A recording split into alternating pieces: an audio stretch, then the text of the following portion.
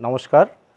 আজকে আমরা জেনে নেব আমাদের গবাদি পশু গাভীর কাছ থেকে দুগ্ধ উৎপাদন কিভাবে বৃদ্ধি করা যায়, কি খাবার দিলে পরে এদের দুগ্ধ উৎপাদন বৃদ্ধি হবে সেই সম্পর্কে আজকে আমরা আলোচনা করব। প্রথমেই বলি, যে কোনো গাভীকে নর্মাল অবস্থায় ওদের খাবারের প্রয়োজন হয় যেটুকু, তার থেকে যখন দুধ দেয় সেই টাইমে খাবারের পরিমাণটা অনেক বেশি দিতে হয়।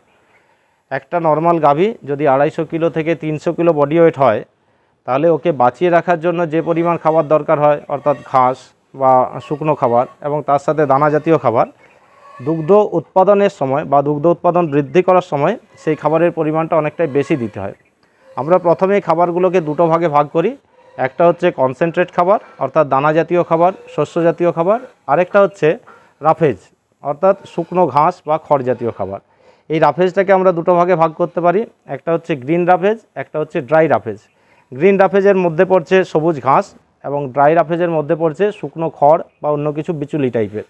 আর কনসেন্ট্রেশন অর্থাৎ শস্য দানা জাতীয় খাবারের মধ্যে পড়ছে বিভিন্ন রকম দানা।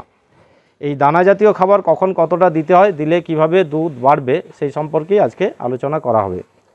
প্রথমেই বলি, একটা 300 কেজি বডি ওয়েটের গাই যদি থাকে, তার দুগ্ধ উৎপাদনের জন্য হোক বা তার নর্মাল টিকে থাকার জন্য, বেঁচে থাকার জন্য মিনিমাম 10% অর্থাৎ 30 কিলো পর্যন্ত ঘাস এবং শুকনো খাবার প্রয়োজন হয়। অর্থাৎ 20 কিলো যদি সবুজ ঘাস দেওয়া হয়, তাহলে 10 কিলো দিতে হবে খড় বা বিচুলি টাইপের খাবার। সাথে এর বডি মেনটেন্যান্সের জন্য মানে 300 কিলোতে হিসাব করে দানা জাতীয় খাবার দিতে হয় 2 কিলো। এরপরে প্রতি 2 কিলো থেকে 3 কিলো করে দুধ উৎপাদনের জন্য দেওয়া হয় 1 কিলো করে কনসেন্ট্রেটেড অর্থাৎ দানা জাতীয় খাবার।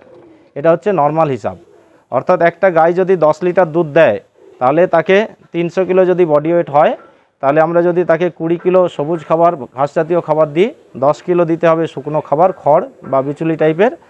আর বাকি 10 লিটার দুধের জন্য প্রথমে 2 কিলো দিতে হচ্ছে ওর বডি মেনটেন্সের জন্য, আর প্রতি 2 থেকে 3 কিলোতে 1 কিলো করে দানা জাতীয় খাবার বাড়ছে।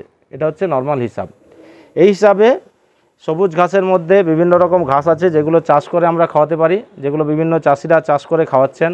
তার মধ্যে হাইব্রিড নেপিয়ার আছে, সুদান আছে, এছাড়াও অনেক রকমের ঘাস চাষ করে খাওয়ানো যায়। সেটাকে খড়ের সাথে কাটিং করে মিক্সড করে ছোট ছোট 4 থেকে 5 ইঞ্চি সাইজ করে খাওয়ালে খুব ভালো হয়।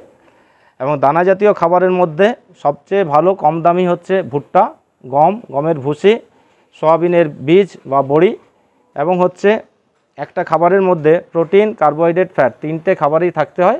সেই রকম গাইয়ের ক্ষেত্রেও 3টে জিনিসই থাকবে, সেই রকম উপকরণ দিয়ে খাবারটাকে বানাতে হবে দানা জাতীয় খাবারটা, যেটাতে প্রোটিন থাকবে, ফ্যাট থাকবে এবং কার্বোহাইড্রেট থাকবে। প্রোটিন শরীরের গঠন, মাংসপেশির বৃদ্ধি সাহায্য করবে।